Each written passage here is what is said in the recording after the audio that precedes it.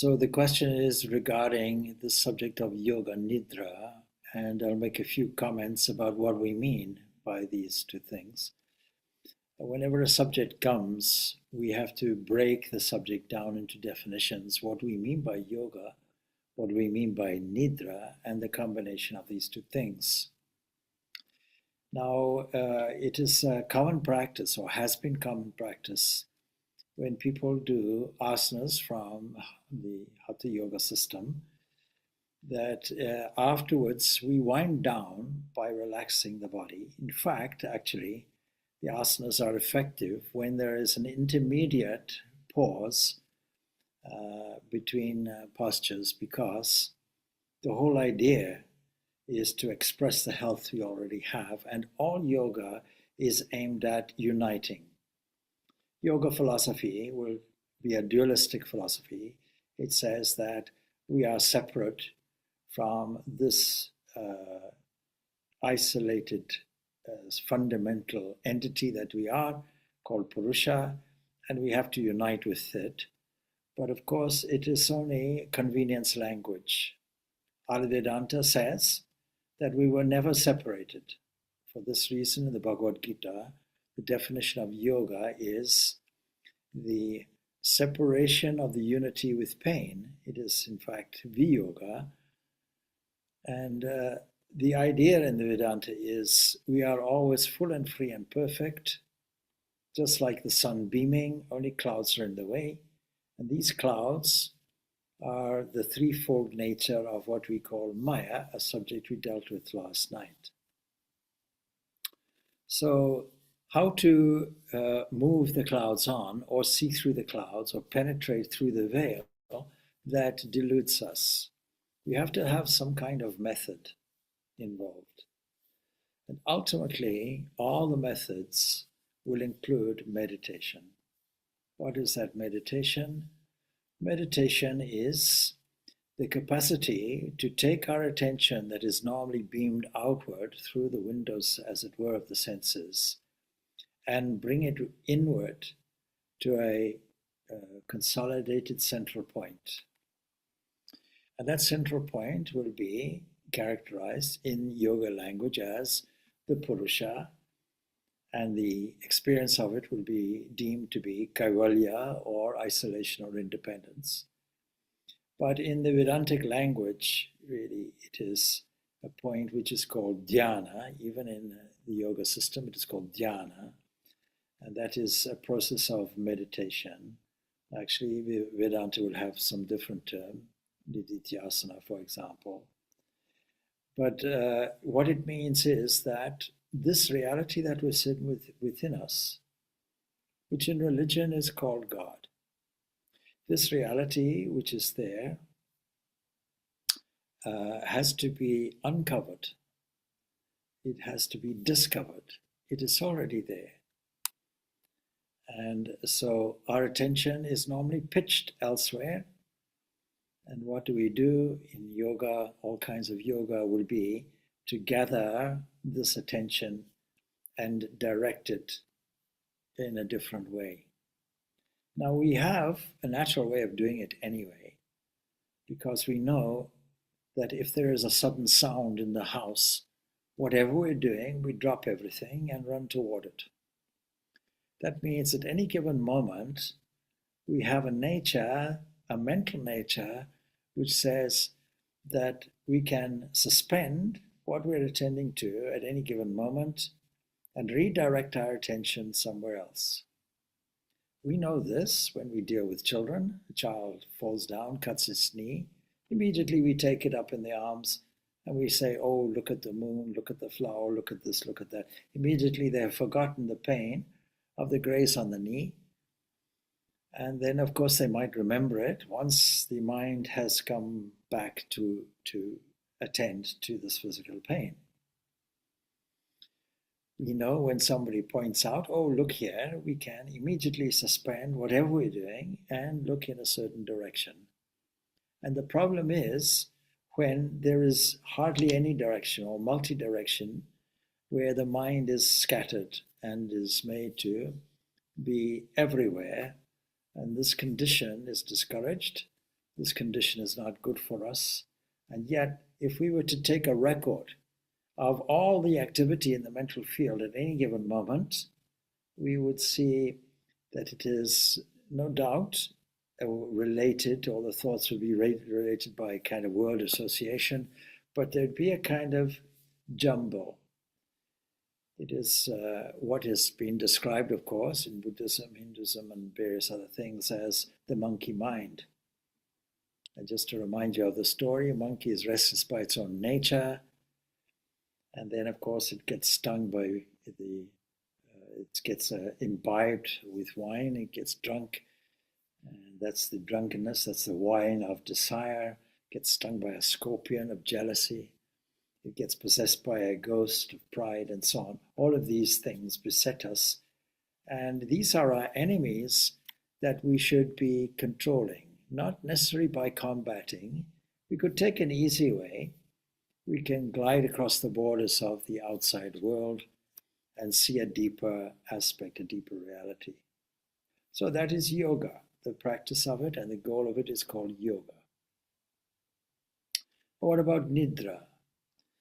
Well, Nidra means sleep, and whatever happens in our three-dimensional world happens in the so-called greater three-dimensional world. I need to explain it. So we live in a tripartite world. That is, there are three worlds. There are three worlds within us, as it were, and there are three worlds outside us, as it were. So when we take it our own experience, there's no doubt we have a world where we are awake, we have a world where we are asleep. We have an intermediate world where we manufacture adventures called a dream. And dream is sleep plus memory, that constitutes dream. In this similar way, we have three worlds.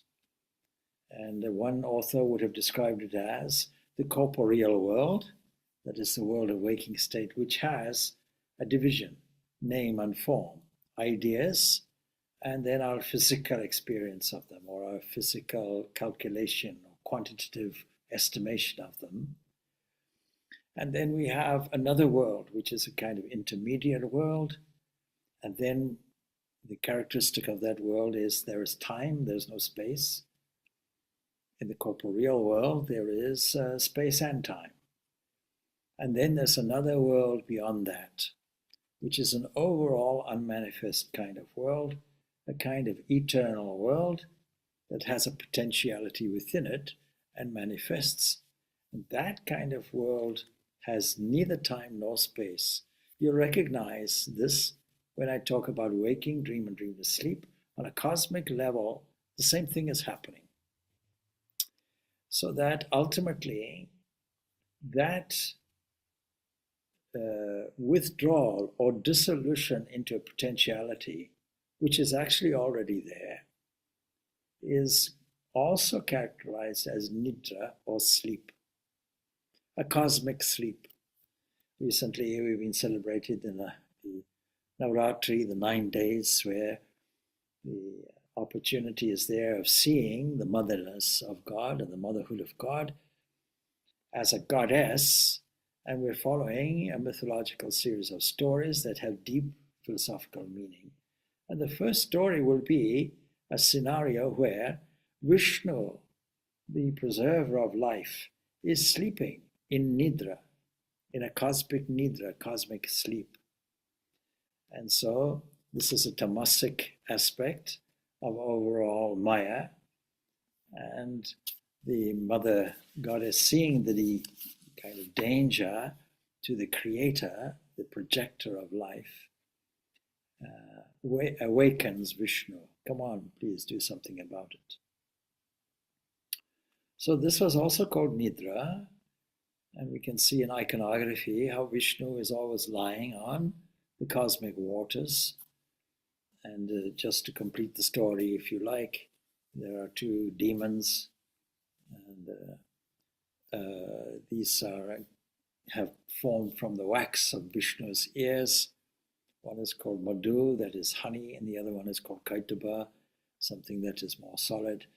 And these two have an impish nature. They do, in fact, attempt and succeed in overrunning all the three worlds, no doubt. But the greatest threat is to the life of Brahma, who's standing there. That is life, creation. And anyway, they become so powerful that they are proud enough and haughty enough to ask Vishnu, yeah, you can ask us any boon you like. We're very powerful. And Vishnu very cleverly says, well, here's my wish. My wish is that I kill you. And now they have to keep their word, and all kinds of chivalric honor and so on has to be applied. And so they look around and only see the cosmic waters. That's all they see. So they say, you can slaughter us provided you do it on land. They're looking around everywhere and there's no land. So Vishnu raises his thigh, puts them on his thigh, and of course that's the end of it. All right. So we know what yoga is, we know what nidra is. But the difference between when we combine these is Yoga Nidra. There is a process after all the asanas are done and so on and so forth, a winding down. And often that is called Yoga Nidra, that is introducing a series of guided thoughts where the person who's just done some vigorous exercise can relax. And the difficulty with that is that often in these yoga exercise classes, and I'm sure you'll know from your personal experience, people drift off into a blankness and start repeating a wonderful mantra, which is called snoring. So that is not really the purpose of Yoga Nidra. Yoga Nidra really theoretically is taking our attention from the external world and progressively withdrawing all the senses to a point where there is something equivalent to sleep. With one exception, there's an awareness. Now I can compare it to a whiteboard where a lot of writing is on there, the writing of our life, the waking state, all the scattered thoughts, all disturbances. And in order to put something comprehensive on it, something that is more concentrated, that has a theme, we have to wipe everything off the board first. Once all the board is wiped off, we call this Yoga Nidra. And then the next stage is dharana, concentration. And if you follow Patanjali Yoga Sutras, there's an eightfold path progressively bringing you to the point of meditation. And so we see that one of the steps will be this withdrawal, withdrawal of this from the senses, withdrawing of all your attention from the mental field. It's called pratyahara. Pratyahara as a process, pratyahara as a result is also called Yoga Nidra. Then, if you are to relax the body, and there's a special term that today people use for it, a kind of, I think it's called a body scan. That has been done, and what has happened at Gretz, for example, is that there's been a decision which says all this relaxation is purely on the physical side. But the body is more than something that is merely physical. Because when you take these three worlds, there's a range of causality which is vertical. Vertical means that we start with a creativity, a potentiality that looks like a blank, but within it, there are three potentialities bubbling, and these three potentialities eventually come forth, and the result is they come forth as a creative cosmic mind. And it is from this creative cosmic mind, this intermediary state, which we call dream on our experience level, but on a cosmic level, it is a creative process, creation itself. And that then comes out as tables and chairs in our world, which has time and space involved in it. So when we duplicate this in terms of a meditative process, we are now withdrawing. We're going back, a kind of devolutionary process into our own essence. And when there's only one thought in the mind, this is called dhyana or meditation. Of course, we commonly use the term for the process, but strictly speaking, the process leads us to dhyana, and dhyana yields itself to beyond one-pointedness, where no thought is there in the mind. And now we understand that the definition of yoga really, according to, say, Patanjali, the expert really on meditation, we see that yoga vritti, chitta vritti nirodha, that means there are no waves in the mental field going on. And when there are no waves, the self-revelation of this Purusha, this indwelling self, the indweller of a city that is present everywhere, that is revealed. We see it. In Jesus' language, blessed are the pure in heart, they shall see God. Pure in heart means all the waves are gone. Now, the whole process really is a progressive step-by-step process. Many people are impatient. They want to go to number 8. There are 8 limbs in the whole process. So where do we start? We start by self-control. So actually, Yoga Nidra does not begin with a guided anything. It starts with a whole process that occurs during your waking life, the whole day. If we have not got the self-control, we don't have peace of mind. If we don't have peace of mind, we cannot meditate. If we cannot meditate, we don't get ultimate peace of mind. This is the kind of formula that we use. So we have to make sure that we make use of the 3 components that are there in Maya. So Maya really has this constitution of 3 gunas, 3 binding elements. That would be the first process. So we are deluded by these 3-fold dispositions of this potential state, which we call Prakriti, nature itself. Tribir guna mai bhavai ebhi sarvam idam jagat, says the Bhagavad Gita in the 3rd chapter. Mohitam na bijanati mam ebhya param avyayam. Deluded by these 3-fold dispositions of Prakriti. What are these 3-fold dispositions? These are called, these binding elements, called gunas. Because of this, we don't know what is the truth. In devotional language, this world does not know me, that is the Lord of the universe, who am above them and immutable.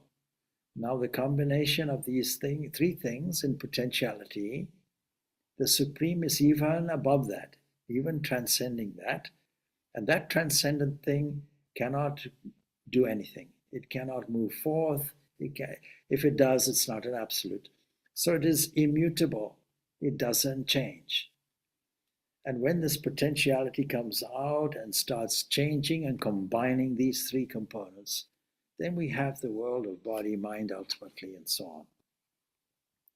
Devi hya esha gunamayi mam maya dharatyaya mameva ye prapadyante mayam etam tarantite.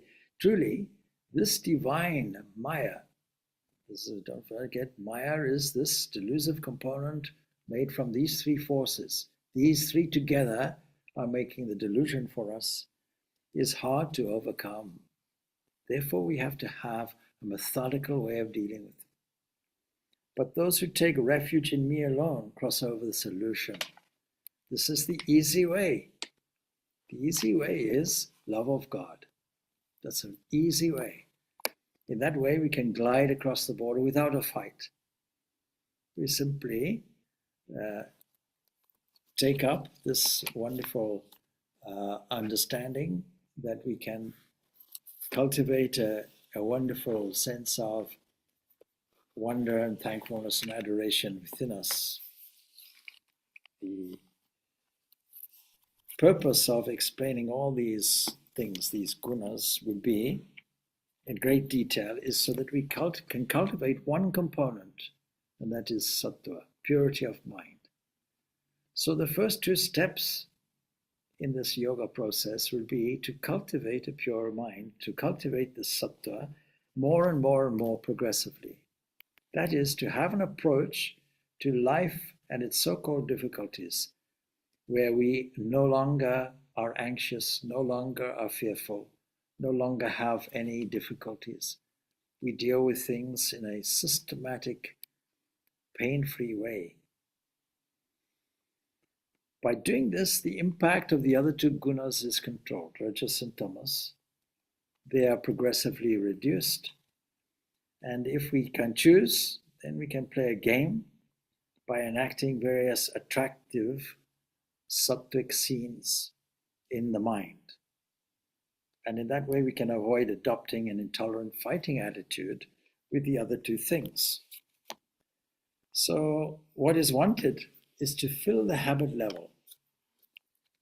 And we fill the habit level with feelings of thankfulness and adoration. Now, how does this relate to the process of Yoga Nidra? And the question asked, well, the prerequisite for this withdrawal of the mind will be to promote sattva, and for this reason, we use a number of devices which give an enrichment of an understanding of the psychophysical being, body-mind complex, in other words. Instead of saying just relax the arms, relax the fingers, and so on and so forth, we make sure that we understand all these limbs that we are relaxing is accompanied by a let-go attitude, and the let-go attitude is imbued with faith, divinity, and the highest thoughts of sattvic nature we can think of. For this reason, we prepare the mind, prepare the mental field with sacred mantras.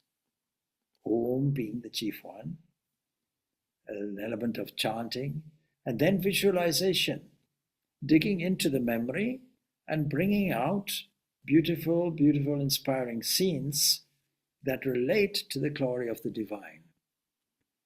Now, supposing one doesn't believe in any of that, supposing one has no spiritual nature or anything, can it still apply? Well, it can still apply because there's something that resonates in us when we hear the truth. And so we cannot really go through the guided withdrawal process unless, of course, we are prepared to partake in that set of movements which end up in pure sattva. We can make it secular. We can put in something like, for example, feel that you are being held by the Mother Nature. Of course, in our own minds, we understand Mother Nature is none other than the supreme divine principle that is brought forth as matter and energy in combinations, in these combinations. So we can use secular language to appeal to everybody. The point is to guide the attention first in a more and more settled way, bit by bit by bit. And so we'll recognize all the characteristics of meditation when we do this.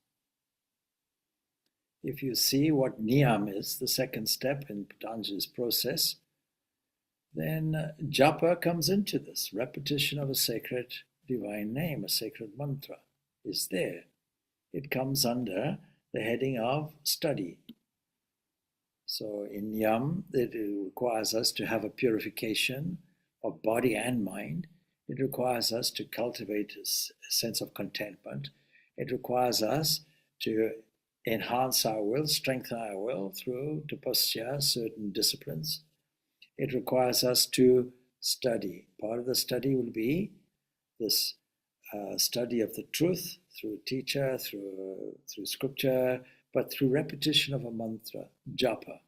For this reason, we introduce japa into our meditation process as a preparation for the ultimate jhana, which is step number 7. And so we progressively relax the body and mind together, registering them to the divine is the best way to embark on the process of Yoga Nidra, until ultimately we come to a position of suspension of all thought, momentarily,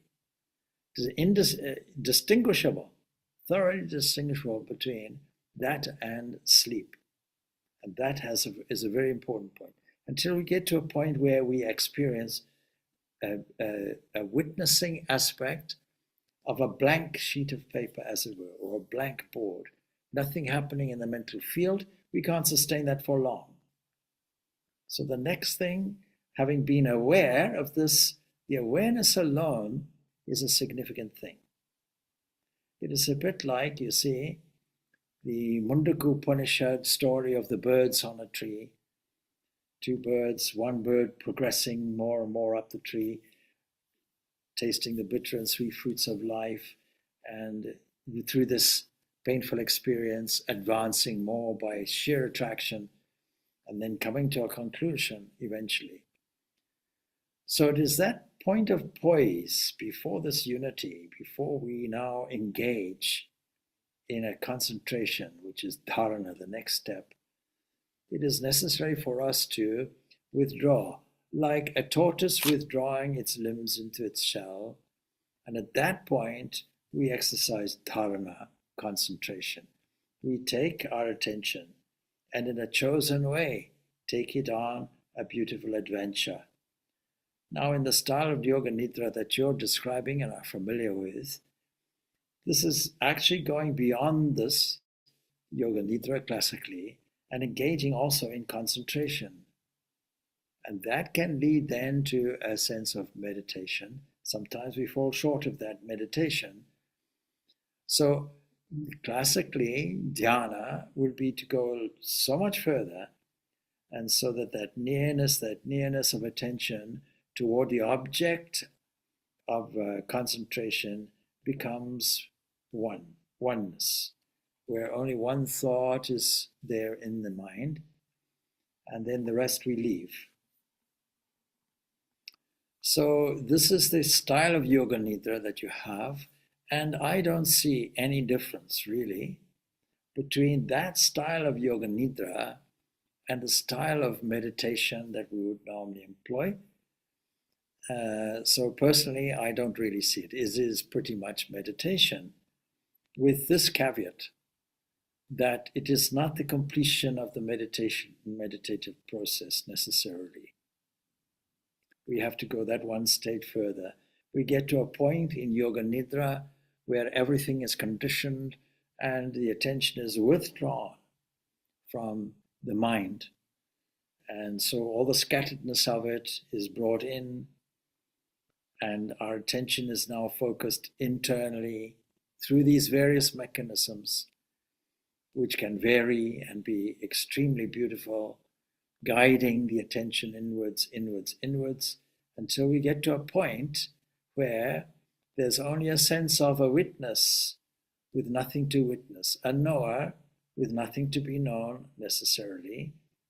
And that sense, when people are not familiar with, is a temporary thing, a temporary pause, whereby we have the opportunity now to direct our thought in a planned way, something like a planned dream.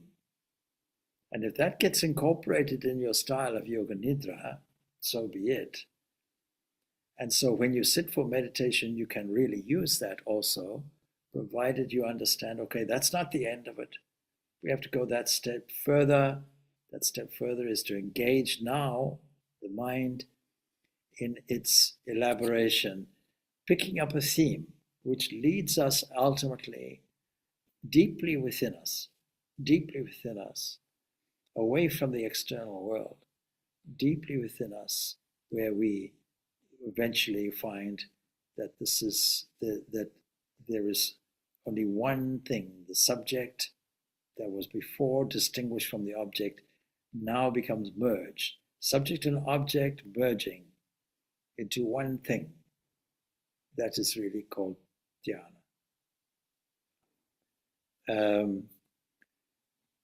So that's what I would have to say about Yoga Nidra. I'm not sure if I left anything out. You see, if we go through the process, then the meditation process is following in its own way the same kind of formula, and that is preparing the mind in our waking state, in our non-sitting state, in our state of actively engaging in the physical corporeal world. The distinguishing thing is that the one side is to do with quantity and the other side is to do with quality. And actually our experience is a combination of both of these, but the real experience is in the qualitative side of things. And that's what we have to deal with. And we deal with that by steering our attention frequently through practicing the divine presence, through assessing what condition the mind is at any given time, whether it's in the state of tamas or rajas or sattva, and then elevating it, shifting the gear up to a delightful, joyful, enlightened state all the time. No holiday for it. A game like that, an adventure like that, until all of that purity settles on the habit level and our unconscious or subconscious becomes a shining aspect, if you will, which is sattva. Then when we sit down for meditation, we start purifying everything, and including the asana, the seat, sitting there, adjusting the posture, settling the mind by directing our attention to different parts of the body is a useful way of doing it. It's all part of asana. And once the body is settled, that's out of the way, we now attend to pranayama. We now attend to breathing if necessary. Now, incorporating that into Yoga Nidra is exactly the same as the meditation process, which you won't find in other styles of Yoga Nidra. That's why you can classify it as Vedantic Yoga Nidra. That's the difference.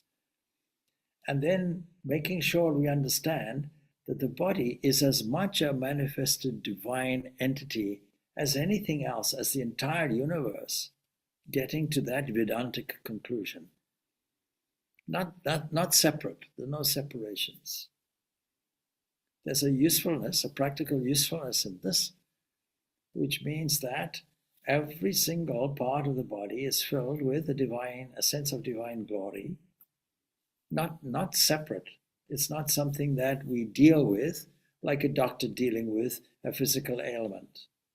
No, it is fully the divine embodiment, just as the whole universe is the divine embodiment, the divine body of the cosmic entity that we call God.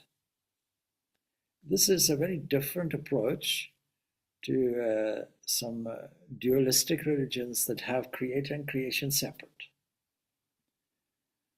And so that's not a bad starting point, by the way. We don't deny it, but we go a little deeper. We say, no, we are a spark of the divine. Everything is connected and connected with divine, and what connects it is divine energy. We find this divine energy everywhere. And what helps us to understand this, and what helps a modern scientific world to understand it, is to know that everything that we call matter is really resolved to energy. It's a kind of formula that goes E equals M, that forget about the C as a constant. If C is 1, then 1 squared is still 1. And so everything is resolved to potential energy. And what is that energy? That energy is E equals Planck's constant, if you have a kind of scientific mind. It's very simple to understand. By frequency. It means that all energy has a kind of movement at different frequencies. Frequency means that measurement between a peak of the wave and a hollow. So we see that or how often it goes by, how often it goes by, how frequent it goes by, a certain standard point. So it can be slow, it can be fast, it can be short, it can be tall. Amplitude is there, amplitude between peak of a wave and a trough. The whole universe is this combination that we do not see with the eyes. We see water and waves, yes. We see sun rays, yes. We might see something shivering because of heat, yes. We see clouds passing. We see everything in a state of flux, but it doesn't really seem to be like oscillating waves. And yet, this is what our science tells us. But there's a disparity between the classical world of what we see and hear and touch and taste and what is underneath it and the reality that science understands, well, or mathematically understands, in principle understands. But it's the same with Maya, isn't it? Maya is inscrutable.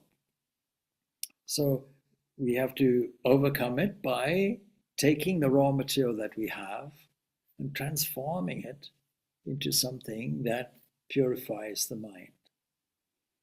And so stabilizing the body, registering it to its divine components, energetic divine components.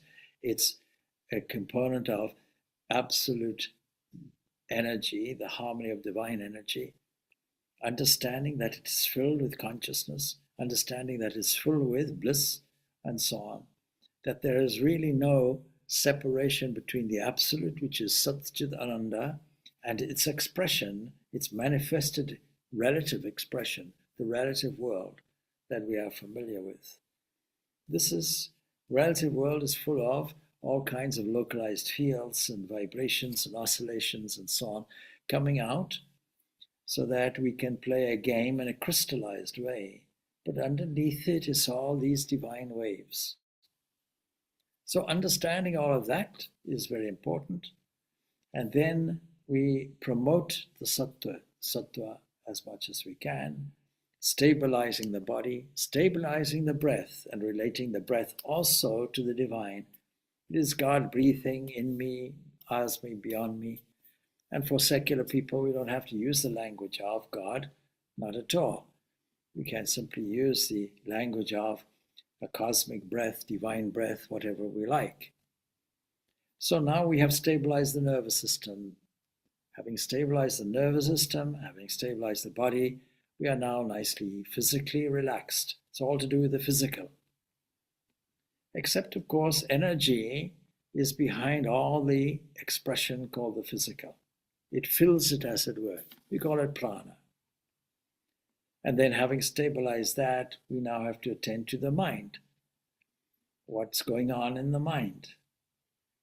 And when we view what's going on in the mind, we can then withdraw our attention from there. This is the process of Yoga Nidra or Pratyahara, till we get to a point which is the fundamental Yoga Nidra, where there is simply a sense of awareness, just a sense of awareness, an awareness of this withdrawal, an awareness of that point where all is withdrawn. And at that point we can introduce concentration, dharana. We can paint our picture on our canvas and allow that to lead us inward to that point, taking a theme, taking an object, and that can be varied. And we can obviously use the guidance of a teacher in this until we come then to our innermost self, that is described in devotional terms as our Ishta Devata, our beloved form or representation of the Absolute. And then we can see its quality, or we can meditate on light, or we can meditate on a representation of that, and so on. The point is that we merge our personal consciousness in with the universal consciousness until the two really become one. That oneness is called dhyana, meditation.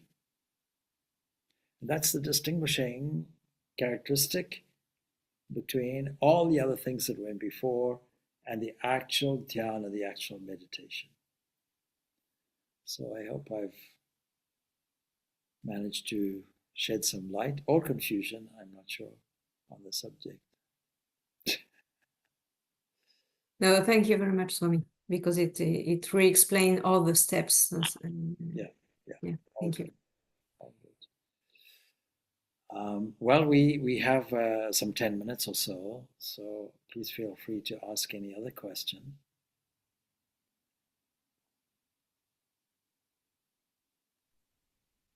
Maybe I can ask another question.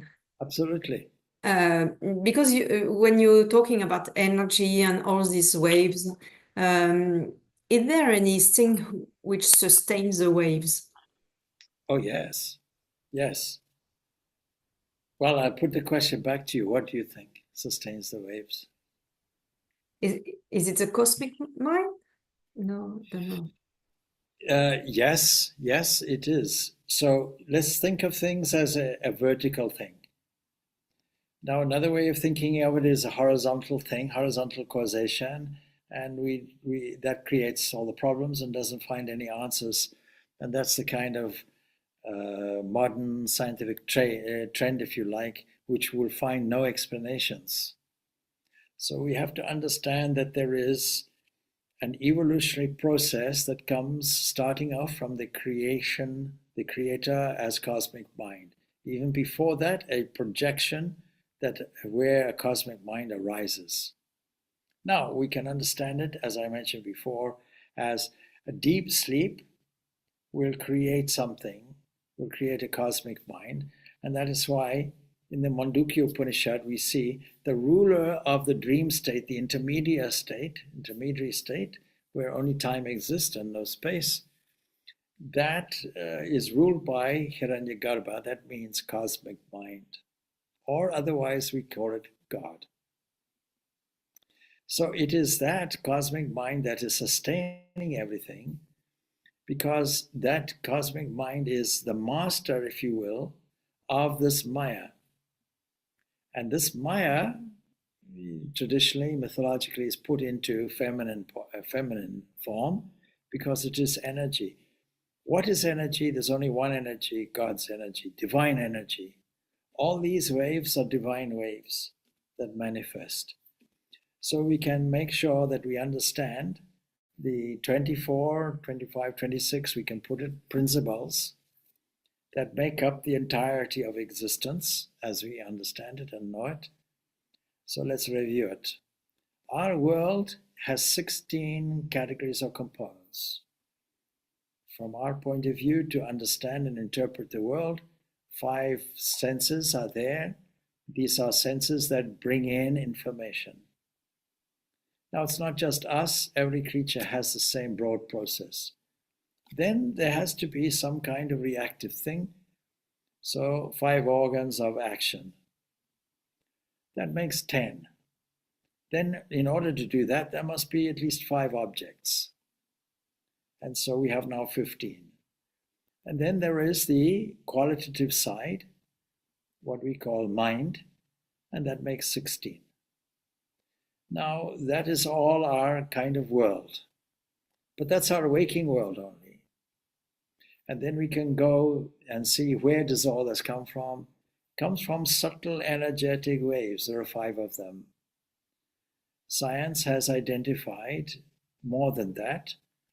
But for example, science has identified nuclear waves, strong and weak nuclear forces. But then I think they are probably variations of the other 5. And not so long ago in our scientific history, 2 of these 5 have been combined. So let me go through them. Energy comes as potential energy, kinetic energy. Potential energy gets converted, as it were, into kinetic energy. Kinetic energy, the result of that is radiation, radiational energy.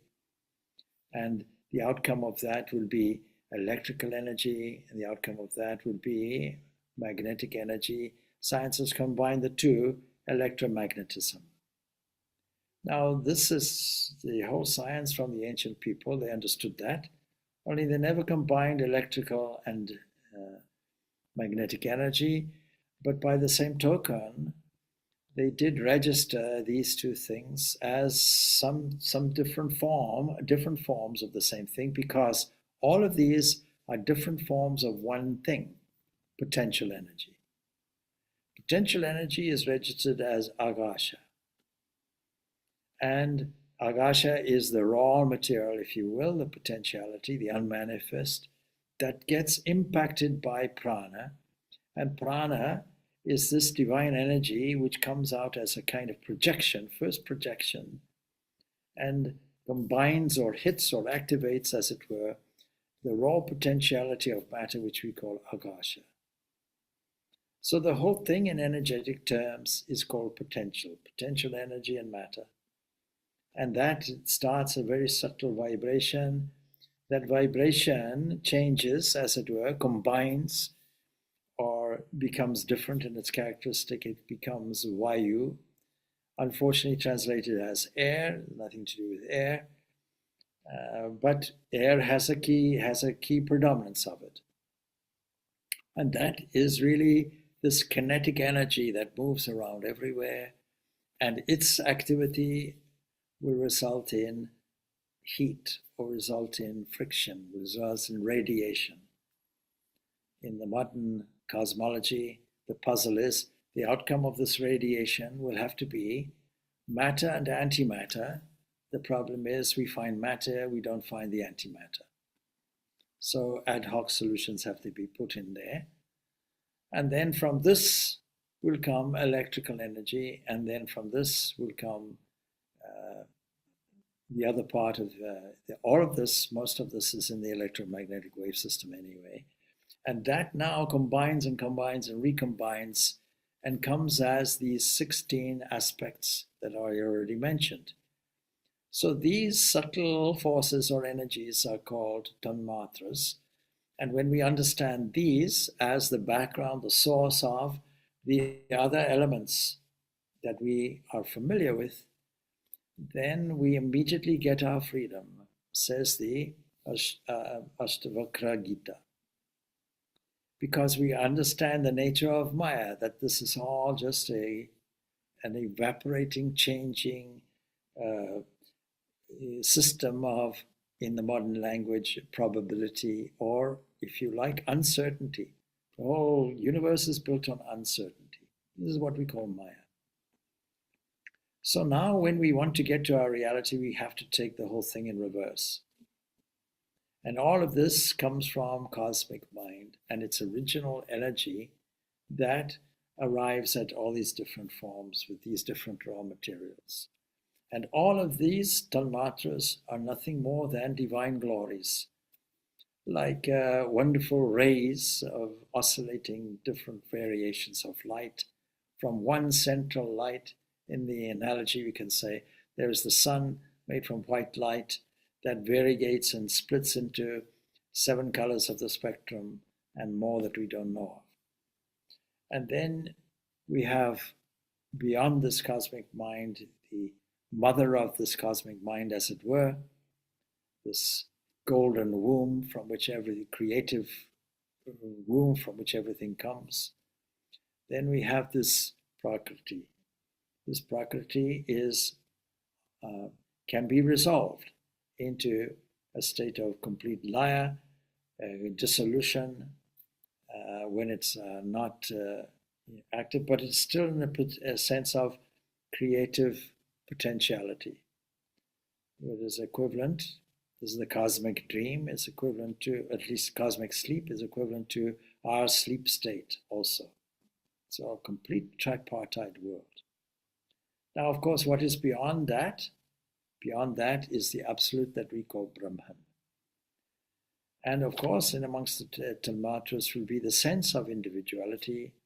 So we have 16 plus 5, that's 21 sense of individuality, or morphological self, if you will. That's 22. Cosmic mind, 23. Nature, Prakriti, 24. And if you want to put in this, above that, if you like, would be fundamental Purusha, otherwise called Atman, otherwise called Brahman. On the universal level, we call it Brahman, the absolute. So now you have that. We can introduce one more component. The jiva's relationship between itself and Brahman can be as a worshipper, can be as some entity that feels a deep connection, a kind of sense of oneness, and ultimately the actual sense of oneness. These are the three philosophical positions that we take. And when we understand all three, we have a complete toolbox for our life. So that is where energy comes from. Energy is just God in motion. That's what it is. Energy is this complete relationship between three gunas, three components. That's all there is. In our science, there are only three ingredients in the whole thing. And these three ingredients are ingredients from apparitional causation.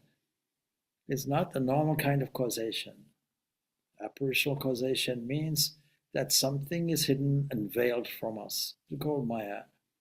That something is projected, namely the world, or all these components. And that something has the capacity to be revealed using these same forces, these same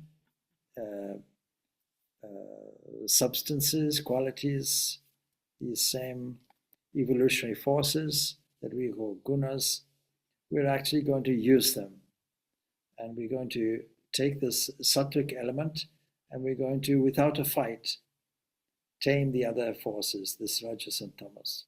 The whole of our spiritual life is playing that game.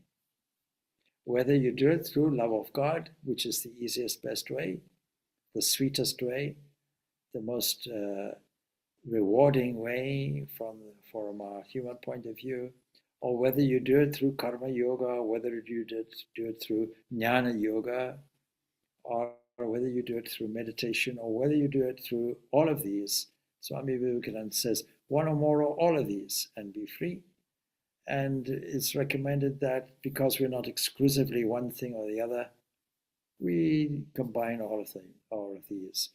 So what we know is that all human personalities will come out, and this is where our Enneagram comes in, will come out in these three varieties.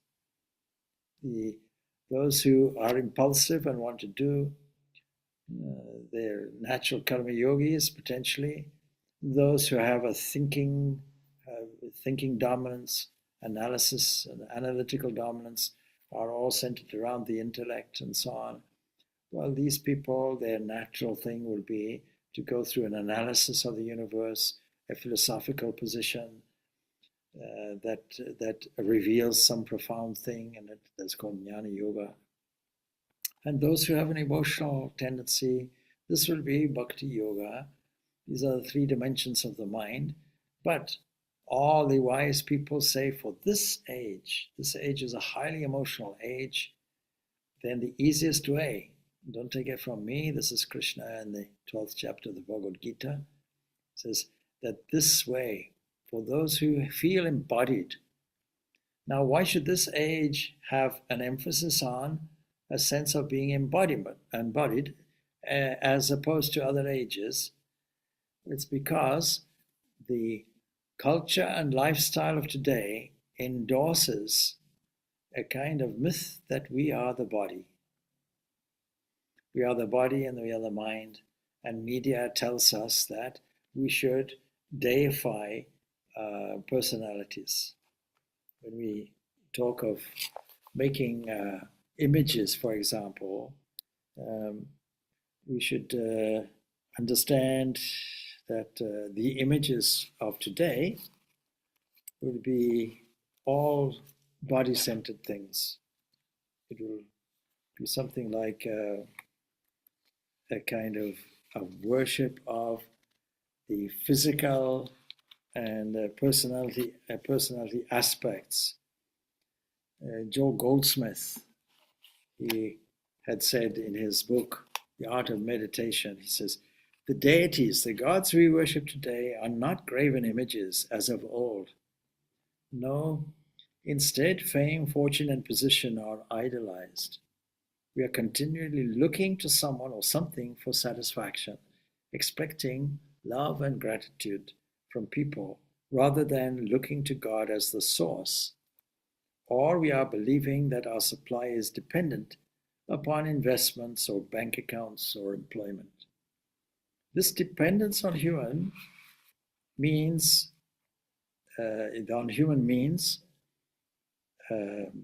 this is the sacrifice required of us, one of which is not offered in public, but which is delivered up in the sanctity and secrecy of our own being. Beautiful words he puts. Then he goes on, and this is something worth also mentioning before we conclude. We cannot come into the presence of God weighted down by our burdens. Even the desire to influence God, to intercede in our human affairs, must be abandoned. And this book I have for a long time, and I see my own notes here. I've underlined it twice. Remember the Ark of the Covenant. He's talking in Judeo-Christian language. The Ark of the Covenant, God is at the far end of the temple, but before God can be reached, every barrier must be removed. What we are doing in the process of Yoga Nidra and then into meditation is removing these barriers one by one. And when we make the practice habitual, we glide over the barriers. They are no longer barriers, actually. We become something like, in modern terminology, we become like drones overseeing the overall. So, well, we've exceeded our time somewhat, but I hope it was interesting and valuable for you. Thank you very much, Swami. Om Shanti, Shanti, Shanti. Peace, peace, peace be unto all. Thanks. Thank you, Swamiji. Thank you, Swamiji. Thank you, Swamiji. Om